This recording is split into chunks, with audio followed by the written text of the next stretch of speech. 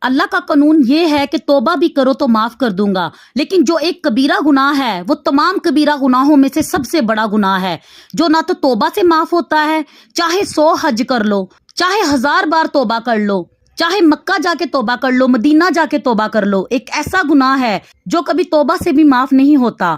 اور وہ کون سا گناہ ہے؟ حقوق العباد، کسی بندے کا آپ نے حق کھایا ہے، کسی کی جائیداد پر قبضہ کیا ہے، جھوٹے مقدمے لڑے ہیں، فریب کر کے کسی کی زمین ہتھیائی یا کسی کے مال پر قبضہ کر لیا۔ بندوں کے جو حقوق ہیں، جس بندے کا حق مارا، نہ تو حج سے معافی ہوگا، نہ روزے سے معافی ہوگا۔ اگر 100 مرتبہ بھی خدا کی راہ میں شہادت مل جائے پھر بھی حقوق العباد معاف نہیں ہوتی۔ حقوق العباد شہیدوں کو بھی معاف نہیں، حاجیوں کو بھی معاف نہیں، نمازیوں کو بھی معاف نہیں۔